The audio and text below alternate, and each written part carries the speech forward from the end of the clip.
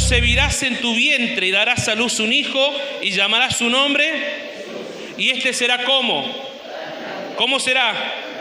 Y será llamado Hijo del Altísimo. El Señor Dios dará el trono de David su padre y reinará sobre la casa de Jacob para siempre, y su reino no tendrá. Entonces María dijo al ángel: ¿cómo será esto? Pues yo no conozco varón. Versículo 35. Respondiendo el ángel le dijo: el Espíritu Santo vendrá sobre ti y el poder del Altísimo te cubrirá con su sombra, por lo cual también el santo ser que nacerá será llamado. Y aquí tu parienta Elisabet, ella también ha concebido hijo en su vejez, y este es el 6º mes para ella, la que llamaban, porque no, dígalo fuerte, porque nada hay imposible, porque nada. Entonces María dijo: he aquí, la sierva del Señor, hágase conmigo. Y el ángel se fue de su presencia. Cuando el ángel aparece a María, María tenía 15 años. 15 años. Escuche bien, 15 años tenía María.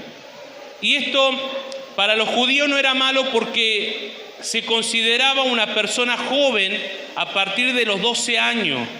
Ya a partir de los 12 años, para aquel tiempo, para los judíos, ya se consideraba una persona joven o medianamente adulta. Por lo tanto, María ya era una persona joven, adulta para el tiempo, por lo tanto 15 años, lo que para nosotros es una adolescente hoy en día, para ese tiempo ya tenía la madurez, escuche bien, ya tenía la madurez para asumir la responsabilidad de poder casarse.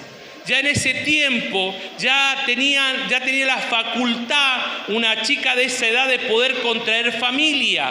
Y fíjese qué importante entender esto, porque Jesús o Dios no fue elegir a cualquier mujer, sino que fue elegir una mujer que tenía la capacidad, la idoneidad y tenía la destreza o la madurez para poder concebir en su vientre, gestarse en su vientre, y que ella pueda estar en los años de su crecimiento. Dios eligió a María como mujer para que allí se pudiera nacer el Hijo de Dios aquí en la tierra.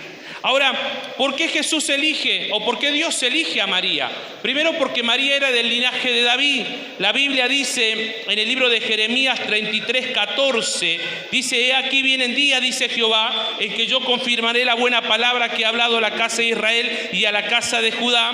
Y en aquellos días, en aquel tiempo, haré brotar a David un renuevo de justicia y hará juicio y justicia en la tierra. En aquellos días Judá será salvo y Jerusalén habitará segura, y se le llamará Jehová justicia nuestra. Esto para entender de que de la linaje de David, de la descendencia de David, iba a venir el Salvador aquí a la tierra. ¿Por qué Dios elige a María? Porque María venía de un linaje real, venía de un linaje de personas escogidas, apartadas por Dios, de personas que fueron fieles y obedientes al Señor, que a pesar de su humanidad y a pesar de sus errores que han tenido, si usted ve la genealogía de Jesús, sin embargo, de esa raíz o de esa descendencia, el Señor tomó a una joven llamada María para que pudiera nacer el Salvador aquí en la tierra. Porque Dios se tomó de María para que naciera el Hijo de Dios, por su pureza, porque ella había mantenido su voto de castidad o de santidad, de pureza, de virginidad. Porque la Biblia dice que lo que acabamos de leer, de que ella estaba desposada, y esto no habla que estaba todavía casada, sino que estaba desposada, estaba comprometida con un hombre llamado José. Antiguamente la gente no hace lo que hoy hace, que un muchacho va y dice, bueno, o una chica va y le dice, bueno, nos pongamos de novio, nos damos un beso y ya somos novios. No, antes el papá, o mejor dicho, el hijo iba al papá y le decía al papá, mira, a mí me gusta tal chica, yo quiero que hable con su papá y arreglemos y yo me quiero casar con ella. Y resulta de que el padre de familia iba a hablar con el otro papá y decía, mira, mi hijo gusta o quiere casarse con su hija, arreglemos la dote. Se arreglaban y de pronto había un compromiso. Y el día que el muchacho junto con una caravana de amigos, iban, la buscaban del tálamo, buscaban del lugar del cuarto de la novia, la llevaban entre fiestas, la llevaban a la casa del novio y allí se consumía el casamiento, teniendo su relación sexual, que allí se establecía como casamiento en el momento que estaban casados, en el momento que ellos habían tenido relación. De esa manera es por eso que la Biblia dice que ellos estaban desposados, estaban comprometidos, estaban con un compromiso José con la familia de María para casarse, pero ella todavía no había conocido varón, no había tenido relaciones. Ahora, ¿por qué Dios elige a María? Por su fe, por su obediencia, por su humildad y por el amor o la devoción que tenía a Dios. Porque cuando ella recibe la salutación del ángel Gabriel, dice, ¿qué es esto que me está diciendo?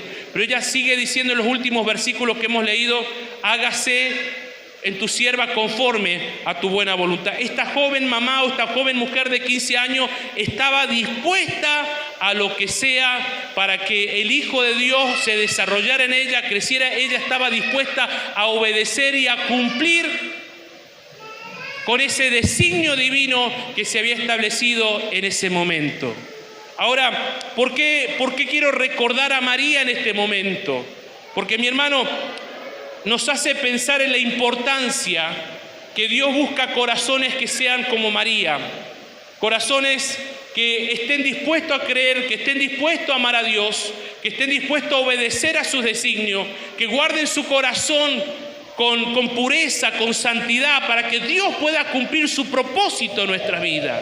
Yo a veces a diario escucho a personas decir, pastor, yo no sé por qué Dios no cumple sus propósitos en mi vida, porque Dios no hace lo que tiene que hacer en mi vida y en mi familia. Y yo le voy a decir, es que hay un parámetro, hay una vara donde nos mide, donde nosotros deberíamos tener un cierto grado para que nosotros podamos alcanzar aquellas cosas que el Señor ha preparado o ha puesto como designios para nuestra vida. Y esto nos hace recordar que María era una mujer que se había guardado su corazón, había guardado su pureza, había guardado su santidad, era una mujer de fe, era una mujer que creía, era una mujer que estaba dispuesta a obedecer hasta las últimas consecuencias. Y fíjese que hoy vivimos en una sociedad tan egoísta, tan soberbia, tan alejada del Señor, de que estamos aquí pero nuestro corazón está en otra parte y pretendemos que Dios haga en nosotros conforme a su buena voluntad.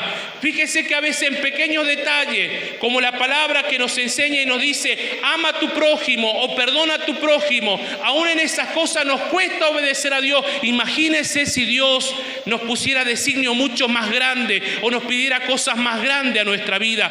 Creo que no seríamos capaces de poder obedecer a eso. Ejemplo de esto es Abraham, cuando Dios le dice a Abraham, Abraham, agarra a tu único hijo y ofrécemelo en sacrificio.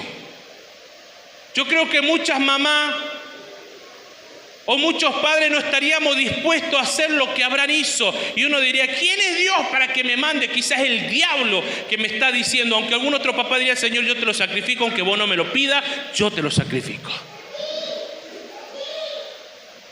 Y si querés te lo sacrifico a mi marido, te lo ofrezco, Señor. Pero fíjese que Dios, para hacer su voluntad o para que su propósito, el propósito de Dios se pueda cumplir en nosotros, necesita de personas que estén dispuestas a creerle y a obedecerle a Dios. ¿Me está entendiendo? Dios necesita de personas que estén dispuestas a obedecerle y a creerle a Dios. Ahí en lo que hemos leído, si usted no cerró su Biblia, en el libro de Lucas 1:38 dice, entonces María dijo, he aquí la sierva del Señor, hágase conmigo conforme a tu palabra. Fíjese que ella estaba dispuesta, Señor, yo soy tu sierva, yo te sirvo, si para algo te sirvo, aquí estoy, se haga conforme a tu palabra. Y fíjese que para ese tiempo, que luego lo vamos a ver un poco más profundamente, para ese tiempo, que una joven como ella, que estaba desposada, todavía no estaba casada, todavía no había tenido relaciones con su comprometido, el enterarse para la sociedad, si se enteraban de que ella estaba embarazada, la podrían haber matado. Pero ella estaba dispuesta a correr ese riesgo por obedecer la palabra de Dios o los designios de Dios, la voluntad de Dios en su vida. Y yo quiero hacerle esta pregunta: ¿cuánto estamos dispuestos a hacer la voluntad de Dios, cueste lo que cueste? ¿Cuántos de nosotros estamos dispuestos a hacer la voluntad de Dios, cueste lo que cueste?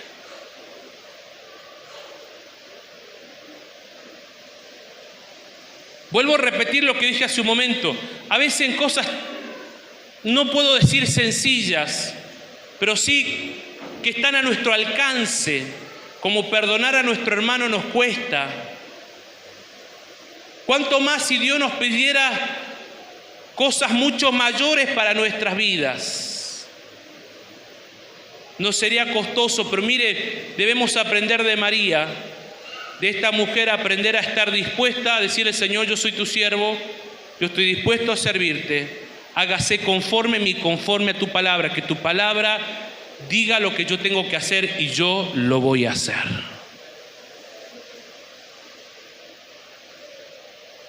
María nos viene a recordar eso. María nos viene a recordar de una joven de 15 años que dijo: he aquí, hágase conforme a mí, conforme a tu palabra, yo lo voy a hacer, yo lo voy a hacer, yo lo voy a hacer. Voy a guardar mi corazón en pureza, en santidad, voy a guardar mi mente para que el propósito y la voluntad de Dios se haga real en mi vida. Y fíjese, mi hermano, que hoy pareciera tan banal, tan insignificante hablar de pureza o hablar de santidad, pareciera tan superficial porque vivimos tan envueltos en la mugre de este mundo, en todo lo que este mundo nos ofrece, que hablar de pureza y de santidad hoy es algo que no se quiere tocar. Cuando el Señor nos mandó y nos pide en su palabra que podamos aprender a tener un corazón puro, íntegro, delante de Él. María nos vuelve a recordar la importancia de mantener una vida íntegra, pura, santa, delante del Señor. Nuestros oídos, lo que vemos. Debemos cuidar nuestra vida para que Dios pueda decirnos lo que tenemos que hacer, su palabra se haga evidente en nuestro corazón y nosotros estemos dispuestos a obedecer la palabra del Señor. Junto con María aparece otro personaje que es José. Y la Biblia dice, busque conmigo el libro de Mateo capítulo 1 versículo 17, versículo 18, libro de Mateo 1, 18.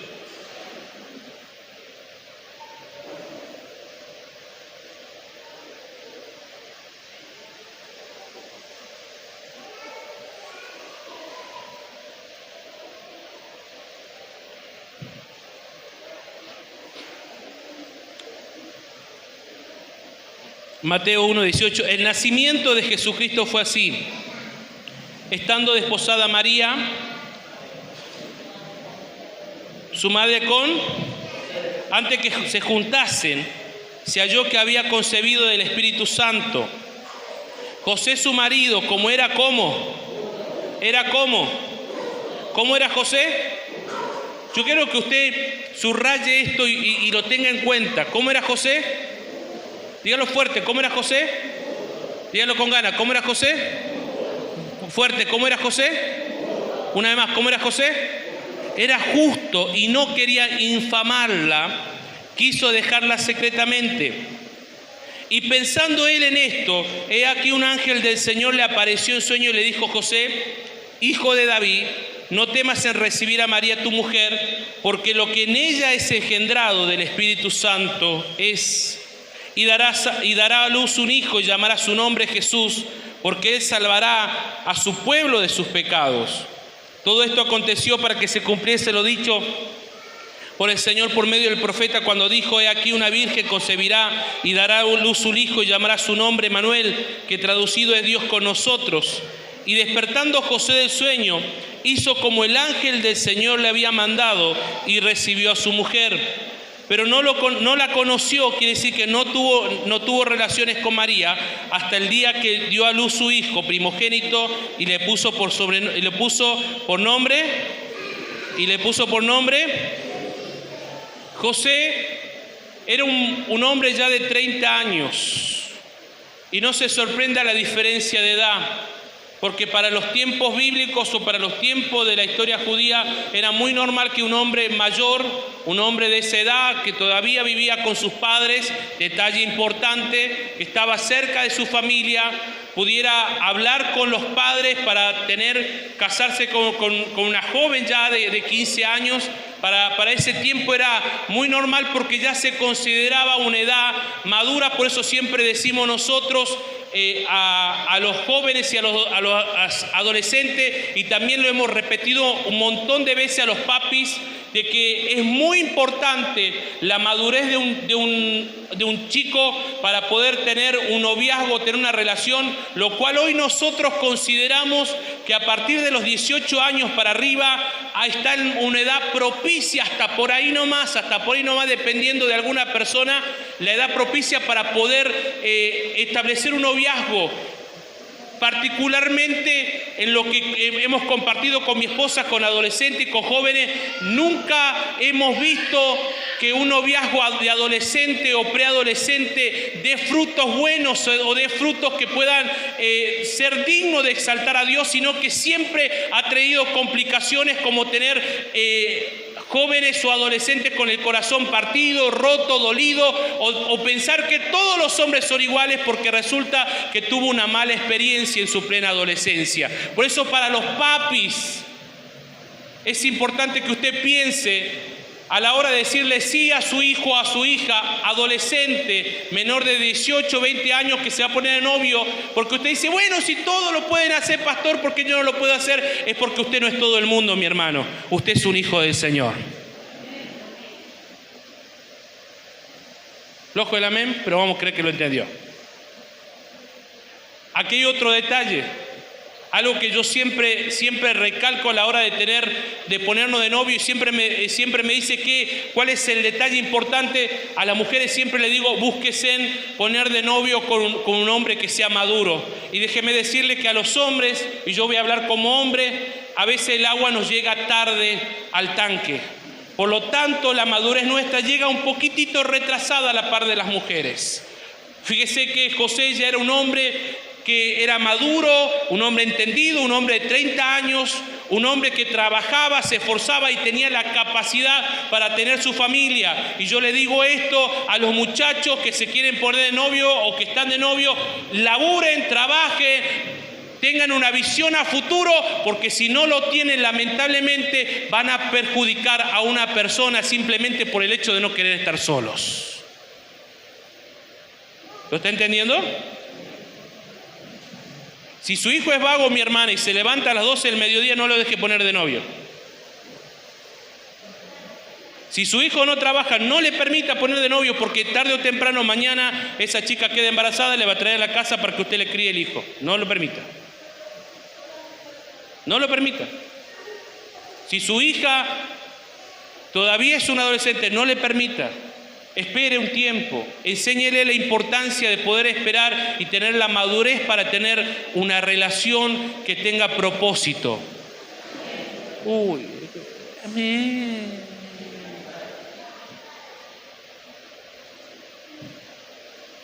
¿Entendieron los papis? ¿Los adolescentes y jóvenes? Solo Caleb nomás, pero bueno. José tenía ¿cuántos años? Ya era un hombre derecho, maduro. Pero algo que me gusta es que dice que José era... ¿Cómo era José? ¿Cómo era José? ¿Cómo era José? ¿Cómo era José? La palabra justo quiere decir de una persona que es recta, equitativa. Es una persona que teme a Dios. Que es una persona justa. Es una persona que es recta, equitativa. Es un hombre con convicciones, o era un hombre con convicciones definidas. Era un hombre que hacía o vivía lo que creía, no tenía doblez. No era un hombre que decía una cosa o pensaba una cosa y hacía otra. Era un hombre que tal cual era, tal cual vivía. Era un hombre recto. Eso era José, un hombre que era intachable. Era, escuche bien, era un hombre confiable. Yo le hago una pregunta a las mujeres. ¿Qué es lo que más ustedes esperan de un hombre? Que el hombre sea ¿cómo? Confiable. ¿Sí o no? La mujer se apoya en un hombre confiable. José era un hombre confiable, al punto tal de que él no quiso infamarla, él no quiso hablar mal de ella cuando lo podía haber hecho. No quiso, no dice difamarla, sino infamarla. No quiso quitarle la honra que tenía como mujer. Fue un hombre muy cuidadoso. Y es la postura que deberíamos tener muchos de los hombres, aunque hoy hay menos hombres de costumbre, pero es la postura que deberíamos tener nosotros como hombres, hombres rectos, intachables, que no haya doblez, no que soy una cosa aquí en la iglesia, en la casa y afuera soy otra, sino lo que soy aquí, soy afuera. En mi corazón, mi vida, mi testimonio es un ejemplo de justicia, tiene que ser aquí en la tierra como hombre, ese tiene que ser mi comportamiento. Gracias por los hombres que no dijeron amén. Quiere decir que no tenemos hombres así. Ese debería ser el ejemplo de hombres que tenemos que tener hoy. Hombres que sean intachables. En el libro de Génesis capítulo 17, versículo 1, Dios le dice a Abraham: Abraham, yo soy Dios Shaddai, yo soy el Dios Todopoderoso. Anda delante de mí y sé perfecto.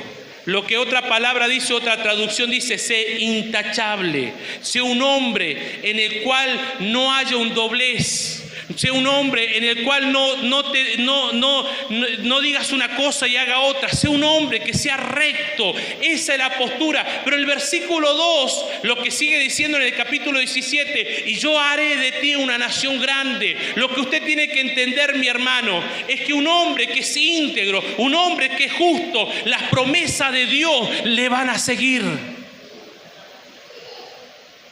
Las promesas de Dios se van a hacer eficientes en un hombre que verdaderamente está dispuesto a obedecer, a cumplir, a vivir en justicia. Eso Dios lo sigue. Mire, yo lo quiero que usted lo lea. El libro de Génesis capítulo 17.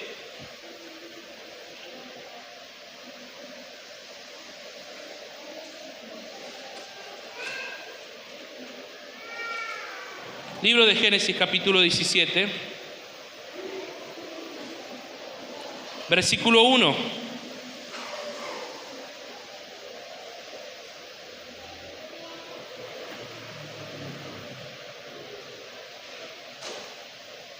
Y era Abraham de 99 años cuando se le apareció Jehová y le dijo: yo soy el Dios Shaddai, el Dios Todopoderoso. Anda delante de mí, anda delante de mí, diga conmigo, sé intachable. Que nadie tenga nada que decir de vos.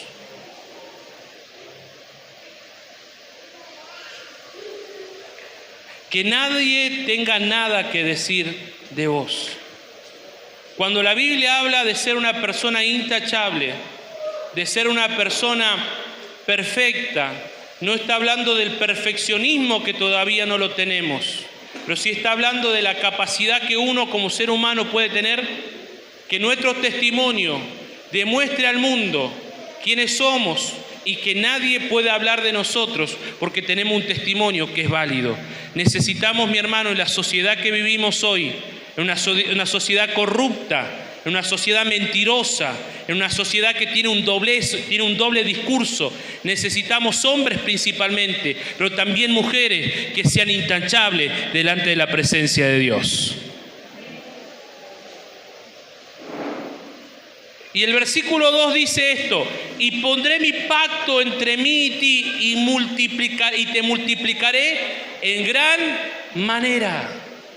Mi hermano, cuando Dios encuentra un hombre, principalmente un hombre, pero también una mujer que camina en santidad, en pureza, en justicia, Dios va a cuidar de que las promesas, que sus designios, que sus planes que Él ha preparado se hagan evidentes en la vida de esa persona. Porque Dios ve un corazón preparado, listo, y su voluntad se va a hacer real en esa persona. Es por eso que cuando Dios llama a María, también piensa en José, aunque José no es el padre legítimo, aunque José pasa a ser como un padrastro de Jesús, pero él es el hombre apartado, seleccionado, porque en él había justicia, había verdad, había prudencia. Y por eso se lo apartó, se lo llamó para ser parte de algo tan divino y tan grande como fue el nacimiento del Señor Jesús aquí en la tierra.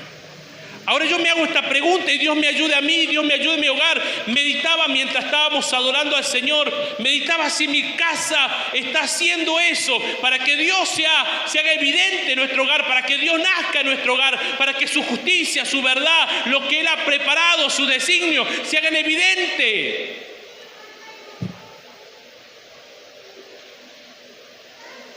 Y meditaba en eso y medito porque necesito saber que si hay cosas que no están bien en mi vida, necesito trabajar porque yo quiero que Dios pueda nacer en mi corazón, pueda nacer en mi vida, que su voluntad se haga real en nuestros hogares.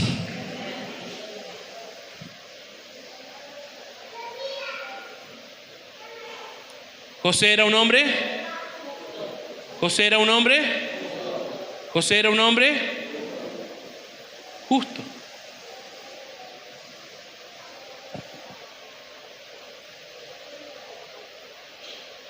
Un hombre confiable.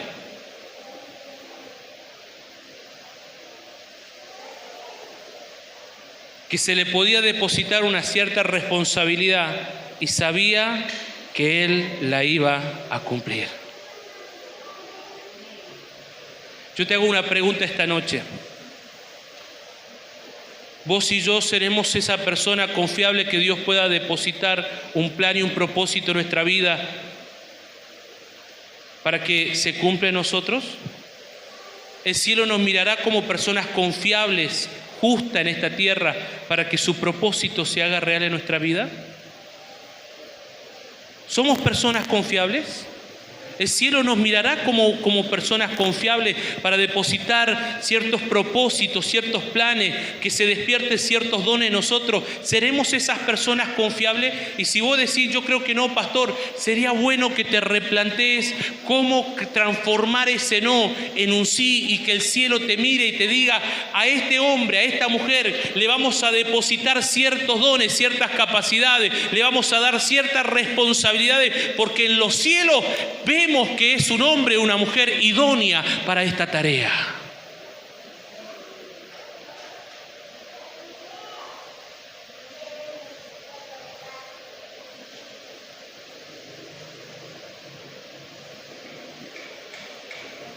Si hablamos de María, si hablamos de José, ¿de quién tenemos que hablar? ¿De quién tenemos que hablar?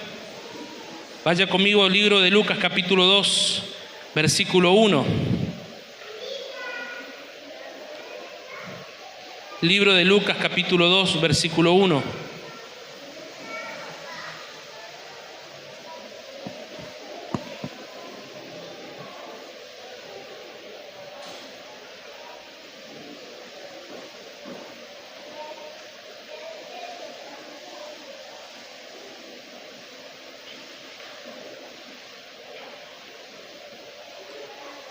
Nacimiento de Jesús.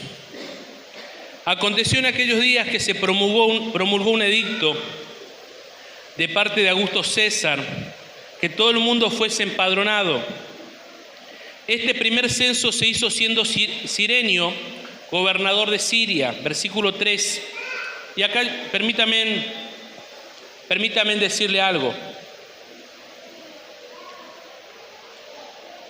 Porque por ahí usted dice, si usted leyó o acaba de leer esto, usted dice, yo no entiendo por qué la Biblia dice esto, estos detalles, pero son muy importantes porque resulta que están hablando de datos históricos de cuando Jesús nació, de datos que son verificables históricamente para entender el nacimiento de Jesús.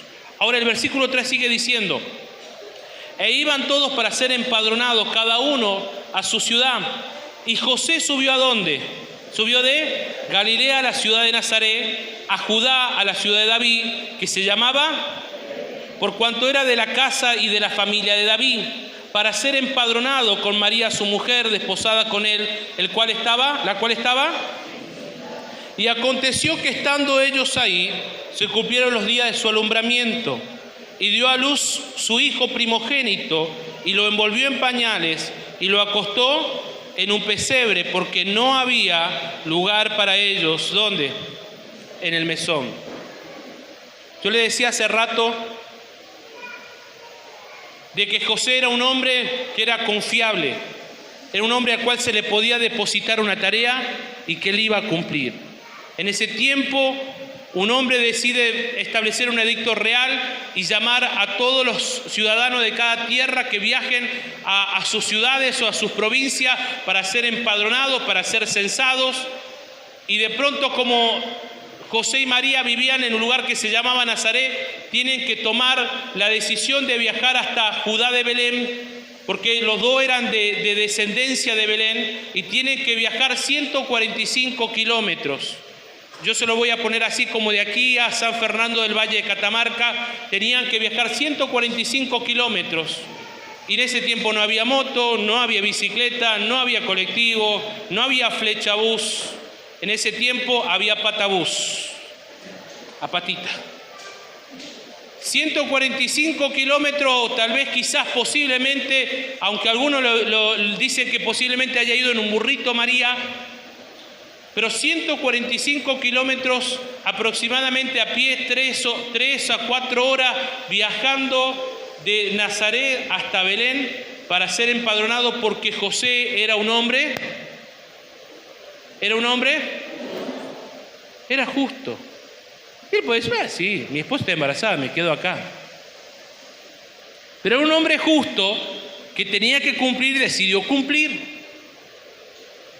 Había un edicto real, había un edicto establecido y él iba a cumplir. Pero fíjese que los planes de Dios son maravillosos, son poderosos, porque no era que simplemente iban a Belén para ser empadronados, sino para que se cumpliese la palabra dicha por el profeta Micaías en el capítulo 5, versículo 2, donde dice: pero tú, Belén Éfrata, pequeña para estar entre la familia de Judá, de ti saldrá el que será el Señor de Israel. Mire, yo no sé si usted se ha dado cuenta que le he dado un par de versículos hablando de diferentes profetas, tanto del profeta Isaías, Jeremías, profeta Miqueas, hablando acerca de ello, porque el nacimiento de Jesús no fue una cosa aleatoria, no fue una cosa simplemente por serlo, sino que muchísimos años antes, aún el Génesis habla del nacimiento de Jesús, cuando el Señor le dice a Eva: de ti saldrá el que le pisará la cabeza a la serpiente, hablando sobre el futuro Mesías que iba a venir a la tierra, que iba a someter a Satanás, lo iba a pisar debajo de sus pies.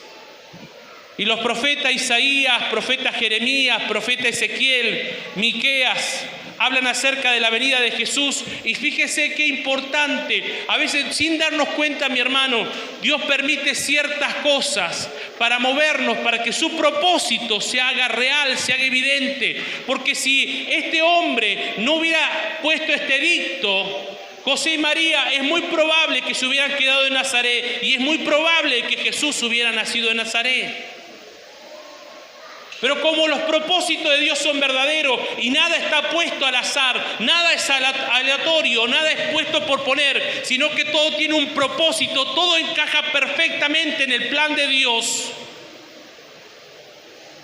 Este edicto real se promulga. José y María, que son de Belén porque son descendientes de David, viajan a Judá de Belén para ser empadronados, y allí nace el Hijo de Dios. Y acá viene la última parte de lo que quiero compartirle esta noche.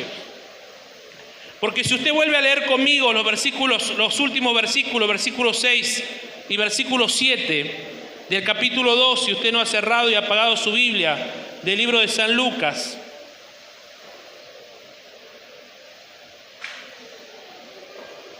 Y aconteció que estando ellos allí, se cumplieron los días de ¿qué? Y dio a luz primogénito y lo envolvió y lo acostó ¿dónde? Porque no había lugar para ellos ¿dónde?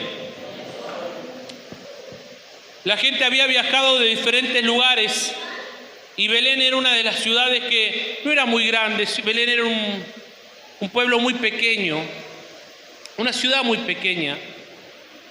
Y en ese tiempo no había hoteles como La Casona o como otros lugares para hospedarse. Sí había los que eran los mesones, que eran algunos lugares de habitaciones familiares o para quedarse gente que iba de paso. Pero de tanta gente que había en Belén de Judá, María y José no tuvieron lugar donde hospedarse. Jesús nació, el Hijo de Dios vino a la tierra, se desarrolló 9 meses en el vientre de una mujer y estando en Belén, ella concibe y da a luz a su primogénito y no teniendo dónde acostarlo, no teniendo dónde reposarlo, ellos lo pusieron en un pesebre, que en realidad era un establo, que en realidad era una caballeriza, porque el pesebre es parte de ese lugar. El establo es donde guardan ¿qué cosa? Los animales, los burros, los caballos, los camellos, las ovejas. Ahí fue puesto el Hijo de Dios y fue puesto entre pañales en el pesebre, que el pesebre por ahí si alguno ha crecido en el campo, tiene familia del campo, el pesebre es como la batea hecha de piedra donde se le da de comer a los animales. Ese es el pesebre. Es un pedazo de piedra tallada, cortada, partida, trabajada, para poner allí el alimento para los animales. El Hijo de Dios vino a nacer aquí en la tierra y a ser asentado su cuerpo en un pesebre, ser asentado en una especie de plato para animales. Allí lo pusieron. Pero fíjese que nada está puesto al azar, porque resulta que los pastores de aquel tiempo, los cuidadores de oveja, cuando nacía un cordero sin mancha, un cordero que era dispuesto para el sacrificio, un cordero perfecto, dice que lo envolvían, apenas había nacido, lo envolvían en paños o lana y lo ponían en los pesebres para cuidarlo allí, para separarlo para el holocausto. Ahora la Biblia dice esto, que Jesús es el Cordero inmolado, es el Cordero de Dios que vino a nacer en la tierra para morir por nosotros. Nada está puesto al azar.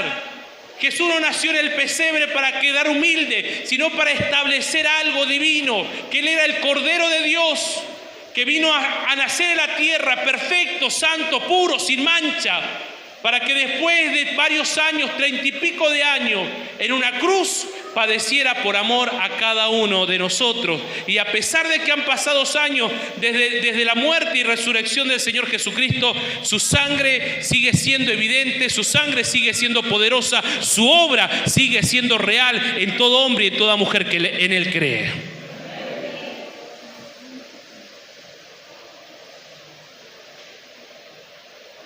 No había lugar en el mesón, no había lugar en el alojamiento y Jesús fue a una caballeriza, a un establo lleno de animales. Es por eso que cuando uno mira los pesebres, mira junto con los animalitos, con el burrito, mira todo allí y uno mira qué lindo cómo queda, pero si usted alguna vez entró a un establo de animales, no es lo que vemos en televisión. No es lo que vemos en televisión. No es lo que vemos en película. Cuando usted entra a un establo de animales, ¿qué es lo que hay? ¿Qué es lo que hay? Excremento, las heces de los animales, desparramada, el olor a orín. ¿Cuántos han entrado alguna vez a un establo de animales? el olor putrefacto, a veces de la falta de limpieza, comida desparramada, agua estancada a veces, porque hay gente que no cuida. Nosotros miramos las figuras o miramos las películas o miramos y vemos todo lindo, bien lindo, con el pastito, todo así, los animalitos de costadito, Jesús, José y María sentados allí y Jesús en el medio, y uno mira eso y dice, ay, qué lindo recuerdo. Y uno mira el pesebre que algunos preparan, que mal no hacen porque nos recuerda el nacimiento de nuestro Señor Jesucristo, y dice, mira qué lindo. Pero en el tiempo que Jesús nació, en el tiempo que Jesús fue puesto en el pesebre, ese lugar no era un lugar para hospedar personas, era un lugar para hospedar animales. Eran lugares oscuros. Jesús aparentemente nace de noche y el establo donde Jesús nace, donde Jesús lo ponen, era un lugar oscuro. Pero allí fue puesto el Hijo de Dios, el que iba a venir a morir por nosotros aquí en la tierra. Y aunque usted por ahí no le dé la importancia o el valor de lo que yo estoy entendiendo, usted tiene que entender que así vino Cristo también a nuestra vida, cuando nuestro corazón era como un establo, como un chiquero, lleno de mugre, lleno de basura, perdónenme con la palabra que voy a ocupar, de porquería, de mugre, de pecado que había en nuestra vida. Y el Hijo de Dios viene a buscar nacer en nuestros corazones, porque nuestros corazones no es un hotel Hilton ni tampoco es un hotel de 5 estrellas. Nuestros corazones son los corazones más inmundos que pueda haber. El Señor lo dice en su palabra, dice que perverso es el corazón del hombre. ¿Quién lo conocerá? Nuestro corazón no es nada limpio. Pero sin embargo, el Hijo de Dios quiere venir a quedarse y a posar en nuestro corazón, quiere crecer, quiere desarrollarse, quiere mostrarnos el amor del Padre, las verdades de Dios, y quiere escribirle a lo más profundo de nuestro corazón. ¿Y sabe qué? Lo único que hace falta es darle lugar. Es darle lugar. En medio de la mugre que puede haber en nuestros corazones, de la mentira, del odio, del rencor, de la avaricia, del egoísmo, de la soberbia, de la altivez, de un montón de cosas que pueden haber en nuestros corazones, sabe que Dios necesita simplemente un espacio que nosotros le podamos dar. Creo que el único lugar más limpio que encontró María para recostar a Jesús era ese pesebre, era esa batea, que posiblemente era lo más limpio que estaba allí en ese establo. Y allí acostó al Hijo de Dios que nació aquí en la tierra. ¿Sabe qué necesita Dios de nosotros, mi hermano? En estas fechas, recordando el nacimiento de nuestro Señor Jesucristo, un lugar en nuestro corazón. Un lugar en nuestro corazón. Para que Él nazca en nosotros, para que Él crezca en nosotros, para que su palabra se escriba en nuestros corazones, para que las verdades del Padre se hagan evidentes en nuestros corazones. Cuando los discípulos le dicen a Jesús, muéstranos al Padre, y con eso no basta, Jesús le dijo, tanto tiempo he estado con ustedes que no se han dado cuenta de que si ustedes me conocen a mí, conocen al Padre. No le hace falta más que eso. Mi hermano, a veces queremos conocer tantas cosas divinas de Dios, poderosas de Dios, cuando simplemente lo único que nos hace falta es conocer a Cristo. Es conocer a Jesús. Es conocer su palabra. Queremos conocer el poder más alto, llegar a tocar lo más alto de Dios, cuando lo único que necesitamos es aprender a conocer a aquel Dios que vino aquí a la tierra, que anduvo entre nosotros, que estuvo entre los hombres, que vivió como hombre, que sufrió como hombre y murió también como hombre, aunque era Dios también. Y lo único que necesita Dios, así como la figura que tenemos atrás, entre Jesús, José, María y el niño que está allí en el medio, lo único que necesita es su lugar en nuestro corazón para que Él venga a posar.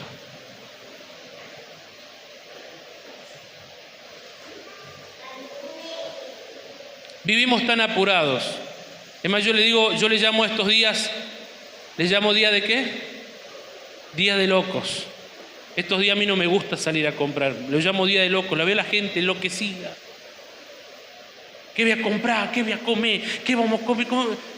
Enloquecida, ¿qué me voy a vestir? ¿Qué me voy a poner? Cuando en realidad la Navidad para nosotros es más que un asado, más que un pan dulce puesto en la mesa, que regalo debajo de un arbolito. Jesús para nosotros Navidad representa a Jesús. En estos días de tanto afán, de tanta preparación, de tanta cosa que queremos, lo que nosotros deberíamos hacer estos días es volver nuestro corazón a Dios y decirle: Señor, así como cuando tú naciste en Belén, así como cuando tú naciste en Judá de Belén, ven a nacer en mi corazón, ven a nacer en mi vida, ven a nacer en mi hogar, ven a nacer en mi familia. Señor, ven y hazte evidente dentro de mi vida.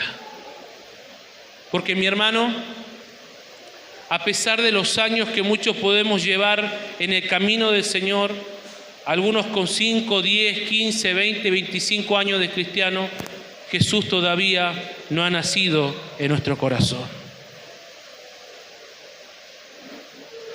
Hay una banda argentina llamada Rescate, que a mí me gusta mucho, y que tiene un tema dedicado justamente para esta fecha, que se llama Corazón Pesebre, que por cierto no la va a cantar Emanuel. Pero si usted quiere, búsquelo en YouTube y escúchela la canción, que es muy linda. Pero en pocas palabras, el cantante lo que quiere decir es que nuestro corazón tendría que ser esa batea, ese plato, esa piedra tallada, donde el Hijo de Dios venga a estar en nosotros. Que mi corazón sea ese pesebre hoy, antes de este 24. Yo no le voy a pedir que usted haga el 24. Es más, posiblemente el 24 ni se acuerde de lo que hoy he predicado. Pero hoy, este domingo,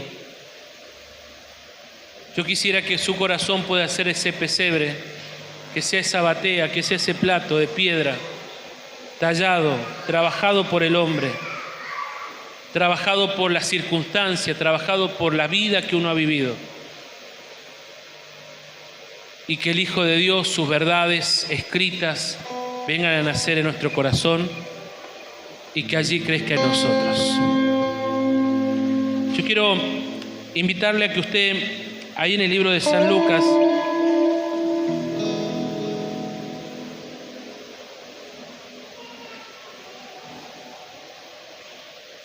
en el versículo capítulo 2, en el versículo 10, unos ángeles se le aparecen a unos pastores y le dicen esto.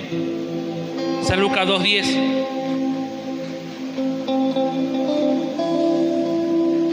No temáis, porque aquí os doy nuevas de gran gozo, que será para todo el pueblo, que ha nacido hoy en la ciudad de David un Salvador, que es Cristo el Señor.